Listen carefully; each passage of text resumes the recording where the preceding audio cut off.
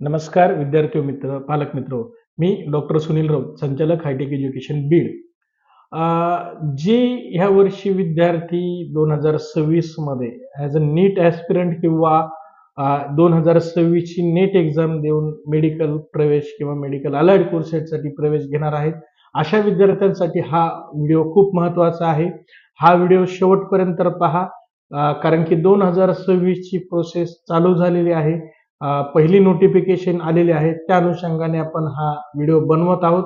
Video शेवटपर्यंत पहा. शेवटपर्यंत पाहण्याचं कारण म्हणजे व्हिडिओच्या शेवटपर्यंत तुम्हाला एक प्रत्येक गोष्टीची माहिती भेटणार आहे की पहिली जी नोटीस आहे 2026 ची, त्या अनुषंगाने काय काय त्याच्यात इन्स्ट्रक्शन आलेले आहेत, रजिस्ट्रेशन कधी चालू होणार आहेत, कधीपर्यंत आहेत, त्याबद्दल आपण सविस्तर चर्चा करणार आहोत. तत्पूर्वी मी सर्वांना एक विनंती करतो, ज्यांना आमचा व्हॉट्सअप ग्रुप जॉईन करायचा आहे, डिस्क्रिप्शन बॉक्समध्ये आमची व्हॉट्सअप ग्रुपची एक लिंक दिलेली आहे आणि मोबाईल नंबर दिलेले आहे, त्याच्यावरती तुम्ही जाऊन जॉईन करू शकता. पण एक नम्र विनंती आहे की विद्यार्थी आणि पालक यांच्या व्यतिरिक्त कुणीही ग्रुपला जॉईन होऊ नये, कारण की गेल्या वर्षीचा अनुभव असा आलेला आहे की काही मूर्ख विद्यार्थी स्वतःला काउन्सलर म्हणून काय करतायत की ग्रुपला एकटे माझ्याच हायटेक एज्युकेशनच्या नाही, पण आमचे जे काही बरेचसे मित्र आहेत, काउन्सलर मित्र आहेत, यांच्या ग्रुपला जॉईन होऊन प्रत्येक विद्यार्थ्याला त्यातनं नंबर घेऊन पर्सनली कॉल करून काहीतरी चुकीचं गायडन्स करतायत आणि ते मुलं काय सांगतायत की आम्ही ह्या क्लासेस वाल्यांचे ह्या कन्सल्टन्सीचे आम्ही मेंबर आहोत, हे आहे. तर असं काही नाही. तुम्हाला डिस्क्रिप्शन बॉक्समध्ये आमचा नंबर दिलेला आहे, तुम्ही त्याच्यावरती समक्ष कॉल करून खात्री करू शकता की हा माणूस खरंच हायटेकचा आहे की नाही. तर विद्यार्थी आणि पालक मित्रांना एक विनंती आहे, तुम्ही जॉईन ज्यावेळेस होणार आणि तुम्ही कुणाला सजेस्ट करणार असाल तर ज्यांना अशांना सजेस्ट करा की ज्यांना खरंच याची गरज आहे. नाहक कुणाला विद्यार्थ्याला किंवा पालकाला याचं नुकसान होऊ नये आणि आम्हालाही काउन्सिलिंग करताना कुठलाही त्रास होऊ नये, अशासाठी सगळ्यांनी काळजी घ्यावी. आणि खरंच तुम्ही काउन्सिलिंग करत असाल तर तुम्ही तुमच्या पद्धतीने करा, कुणालाही याच्याबद्दल बंधन नाहीये.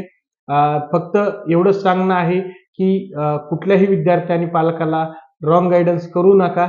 ज्यांना खरंच गरज आहे अशा विद्यार्थ्यांना याच्यात पार्टिसिपेट करू द्या, कारण की मला एकट्याला अनुभव आला नाही, बरेचसे महाराष्ट्रातले काउन्सलर आहेत, त्यांना अनुभव आलेला आहे की कुणाच्या तरी ग्रुपला जॉईन व्हायचं आणि काहीतरी खोटी माहिती स्प्रेड करायची आणि पैसे उकळायचे. हे धंदे बंद करा आणि याचा ज्याला फायदा आहे अशाच विद्यार्थ्याला आणि पालकांना या ग्रुपमध्ये राहू द्या, कारण की त्यांच्यापर्यंत जेन्युइन माहिती जी आहे, त्यांच्या ऍडमिशन प्रोसेससाठी जी लागणारी आहे ती इत्थंभूत माहिती आम्ही सर्व देण्याचा प्रयत्न करतो. मी एकटाच नाही तर आमचे जेवढे काही काउन्सिलर मित्र आहेत हे सगळं देण्याचा प्रयत्न करतायत. त्यामुळं विनंती आहे की अशा फ्रॉड माणसांनी आमच्या ग्रुपला जॉईन होऊ नये. तर विद्यार्थी व पालक मित्र, आजच्या आपण व्हिडिओला चालू करूयात. 2026च्या मेडिकलच्या ऍडमिशनची प्रोसेस चालू झालेली आहे. आता तुम्ही शॉकिंग असाल की डायरेक्टली अशी प्रोसेस कशी चालू झालेली आहे. तर विद्यार्थी व पालक मित्र, केरळ राज्यामध्ये 2026 या साली नीटमध्ये ज्या विद्यार्थ्यांना पार्टिसिपेट करायचं आहे किंवा बाहेरच्या राज्यांमध्ये म्हणजे केरळ राज्यामध्ये जर तुम्हाला एमबीबीएस करायचं असेल तर अशा विद्यार्थ्यांसाठी रजिस्ट्रेशन केरळ राज्याने चालू केलेले आहेत. लास्ट इयरला म्हणजे 2025 सालीही केरळ राज्याने अगोदर रजिस्ट्रेशन करून घेतले होते. ज्या विद्यार्थ्यांनी याच्यात पार्टिसिपेट करायचं अशा विद्यार्थ्यांनी याच्यात पार्टिसिपेट करायला काही हरकत नाही, कारण की विद्यार्थ्यांना याच्यात ज्यावेळेस पार्टिसिपेट करायचं रिझन म्हणजे काय, तर केरळ राज्यामध्ये सर्वात कमी फीस मध्ये प्रायव्हेट सेमी गव्हर्नमेंट कॉलेजला आपण तिथं पार्टिसिपेट करू शकतो. त्यामुळे बरेचसे विद्यार्थी तिथं पार्टिसिपेट करतात. आणि माझं एक म्हणणं असं आहे की जे काही विद्यार्थी याच्यात पार्टिसिपेट करणार आहेत याची जी काही फीस वगैरे जी आहे कमी असल्यामुळे पूर्ण भारतामधनं इथं विद्यार्थी जे काही आहेत की पार्टिसिपेट करतात आणि त्याच्यामुळे तिथला कट ऑफ पण खूप जास्त जातो आणि तिथं डायरेक्टली तुम्ही कॉलेजला प्रोसेस थ्रू ऍडमिशन करू शकता. कुठल्याही प्रकारचं तिथं मॅनेजमेंट नाहीये. आता ज्या विद्यार्थ्यांना तिथं पार्टिसिपेट करायचं आहे अशा विद्यार्थ्यांना तिथं आपण ओपन कॅटेगरीमध्येच जातो आणि जे काही रितसर प्रोसेस आहे त्याची, जे काही त्यांची टक्केवारी ठरलेली आहे, पर्सेंटेजचे जागे ठरलेले आहेत, अशाच पर्सेंटेजच्या जागेतच तुम्हाला तिथं रिझर्वेशनच्या याच्यामध्ये तुम्हाला ऍडमिशन भेटून जाईल. आता ह्याचं जे काही गेल्या वर्षीचा जो काही कट ऑफ आहे, म्हणजे केरळचा जो काही कट ऑफ आहे 3 राऊंड पर्यंतचा, याचाही आपण सविस्तर एक व्हिडिओ बनवू. तिथल्या प्रत्येक कॉलेजचा जो काही व्हिडिओ आहे, जे काही 16-17 कॉलेजेस आहेत, अशा प्रत्येक कॉलेजचा आपण कट ऑफ जो आहे आपण रीतसर टाकणार आहोत. तोही तुम्हाला नेक्स्ट व्हिडिओमध्ये येऊन जाईल. तर आता ही जी काही केरळची 2026ची जी काही प्रोसेस चालू झालेली आहे, तर या प्रोसेसमध्ये ज्याची काही रजिस्ट्रेशनची तारीख आहे, तर याची रजिस्ट्रेशनची तारीख आहे 5 जानेवारी 2026, म्हणजे 5 जानेवारीला याची रजिस्ट्रेशनची तारीख चालू झालेली आहे. या दिवशीपासून रजिस्ट्रेशन चालू झालेलं आहे. तर शेवटची तारीख जी आहे ती 31 जानेवारी ही तारीख आहे. याची शेवटची तारीख जी आहे रजिस्ट्रेशनची. बट 31 जानेवारीपर्यंत रजिस्ट्रेशन केल्याच्या नंतर एखाद्या विद्यार्थ्याचं जर डॉक्युमेंट अपलोड करायचं राहिलेलं असेल, तर अशा विद्यार्थ्यांना 7 फेब्रुवारी 2026 पर्यंत डॉक्युमेंट अपलोड करू शकतात. त्याच्यामुळं विद्यार्थी आणि पालकांनी ज्यांना याच्यामध्ये पार्टिसिपेट करायचं आहे केरळच्या प्रोसेसमध्ये, तर अशा विद्यार्थ्यांनी 5 जानेवारी ते 31 जानेवारीच्या मध्ये रजिस्ट्रेशन करणं अनिवार्य आहे. आता याच्यासाठी लागणारे कागदपत्र कुठले? तर जे विद्यार्थी ह्या वर्षी 12वी फ्रेश देत आहेत, अशा विद्यार्थ्यांनी 10वीची सनद, पासपोर्ट साईज फोटोग्राफ, सिग्नेचर आणि नॉन केरलाइट, म्हणजे आपण केरलामध्ये डोमिसाईल नाहीये आपला, आपण नॉन केरलाइट असल्यामुळं त्यांचं जे काही नॉन केरलाइटचं फॉर्मॅट आहे ते फॉर्मॅट आपण आपल्या ग्रुपला टाकलेलं आहे. त्या नॉन केरलाइट फॉर्मॅटमध्ये असे 4 डॉक्युमेंट तुम्ही देणं कंपल्सरी आहे. तर नॉन केरलाइट फॉर्मॅटचा जो काही PDF आहे ते आपल्या ग्रुपला जी टाकलेली आहे, ज्या विद्यार्थ्यांना याच्यात फॉर्म भरायचा आहे अशा विद्यार्थ्यांनी काय करायचे, त्याची प्रिंट काढायची आहे. त्याचं अकॅडमिक्स पूर्ण डिटेल्स भरून कॉलेजच्या प्रिन्सिपलकडनं त्याच्यावरती सिग्नेचर आणि स्टॅम्प आणायचा आहे कॉलेजचा, आणि ते डॉक्युमेंट अपलोड करायचं आहे. आता जे विद्यार्थी रिपीट करतायत अशा विद्यार्थ्यांनी काय करायचं आहे, तर 10वी 12वीचं त्यांचं मार्कशीट आणि सनद, म्हणजे 10वीची सनद आणि 12वीचं मार्कशीट, फोटोग्राफ, सिग्नेचर आणि नॉन केरलाइट हे डॉक्युमेंट जोडणं अनिवार्य आहे. आणि याच्यासाठी कॅटेगरी वाईज तुम्हाला फीस पण त्याच्यावरती लागू केलेली आहे, रजिस्ट्रेशन फीस.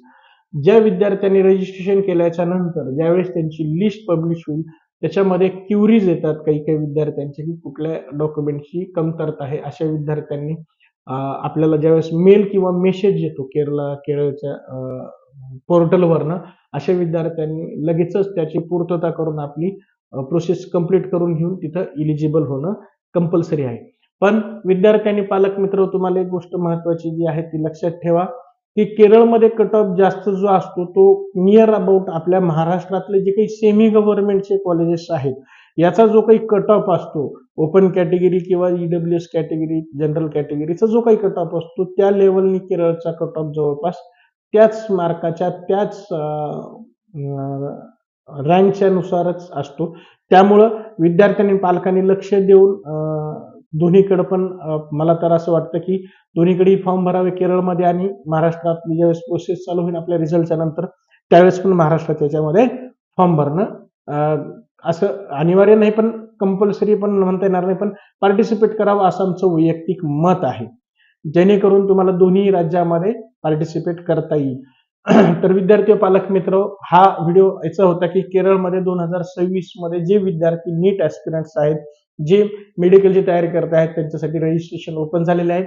तर विद्यार्थ्यांनी पालकांनी रजिस्ट्रेशन करून ठेवायला काही हरकत नाही. मार्क आल्याच्या नंतर तुम्हाला महाराष्ट्रात पार्टिसिपेट करायचे, केरळमध्ये पार्टिसिपेट करायचे, ते तुमच्यावरती डिपेंड आहे. केरळचा कट ऑफ आणि त्याची जी काही रँक आहे कॉलेज वाईज त्याचा सविस्तर एक व्हिडिओ तुम्हालाही पाठवला जाईल. त्याच्यात तुम्हाला आपण येणाऱ्या व्हिडिओमध्ये म्हणजे तुम्हाला लक्षात येईल की कुठल्या कॉलेजची फीस किती आहे आणि कट ऑफ किती आहे. तर आज हे मेडिकलच्या ऍडमिशन पुरतं किंवा मेडिकलच्या प्रोसेस पुरताचा हा आपला व्हिडिओ झाला. तसंच विद्यार्थ्यांना आणि पालकांसाठी एक महत्वाची सूचना म्हणजे ज्या विद्यार्थ्यांनी 2026 साठी फेज 1 साठी जेईचे फॉर्म भरलेले आहेत अशा विद्यार्थ्यांना कालपासनं सिटी सेंटर्स हे त्यांचे माहीत झालेले आहेत. तर विद्यार्थ्यांनी पालकांनी आपले जे किती तिथं फॉर्म भरलेले असतील, कुणी काउन्सिलर असतील तर त्यांच्याकडनं आपलं सिटी मागून माहिती करून घ्यावी आणि आपली एक्झाम कधी आहे ते जाणून घ्यावं. तसंच ज्या विद्यार्थ्यांनी डीपरचे फॉर्म भरलेले आहेत अशा विद्यार्थ्यांचे संडेला पेपर आहेत, त्यांनीही आपलं हॉल तिकीट वगैरे प्रिंट काढून सेंटर वगैरे बघून पेपर द्यावेत. तर विद्यार्थी व पालक मित्र, आजच्या व्हिडिओमध्ये आपण इथंच थांबू. ज्यांना कुणाला 2026 साली 26 मध्ये काउन्सिलिंग जॉईन करायचे आहे अशा विद्यार्थ्यांनी डिस्क्रिप्शन बॉक्समध्ये आमचा व्हॉट्सअप ग्रुप दिलेला आहे, तिथं जाऊन जॉईन करावं किंवा व्हॉट्सअपचे आमचे नंबर पण दिलेले आहेत, त्या नंबरवर पण फोन करून तुम्ही ग्रुपला जॉईन होऊ शकतात. तसेच ज्यांना कोणाला गरज आहे यांच्यापर्यंत ही लिंक पाठवून सबस्क्राईब करायला सांगा, जेणेकरून येणारे जे काही अपडेट्स असतील आपल्यापर्यंत पोहोचली जातील. पण माझी एक विनंती आहे, मी सुरुवातीला सांगितलं की जी अशी लोक आहेत की ज्यांच्यामुळं दुसऱ्याही मुलांचं आणि पालकांचं नुकसान होईल, अशा मुलांनी चुकूनही ग्रुप जॉईन करूच नये. म्हणजे एकमेव हायटेकचाच नाही पण कुठल्याच काउन्सिलरचा ग्रुप जॉईन करू नये, जेणेकरून ज्या मुलांना ऍक्च्युअल गरज आहे त्यांच्यापर्यंत ही माहिती जायला हवी. तर विद्यार्थी व पालक मित्र, आजच्या व्हिडिओला मी इथंच थांबतो. येणाऱ्या व्हिडिओत आपण नवीन विषयावर नवीन कंटेंटमध्ये बोलू. तत्पूर्वी आपली रजा घेतो. धन्यवाद.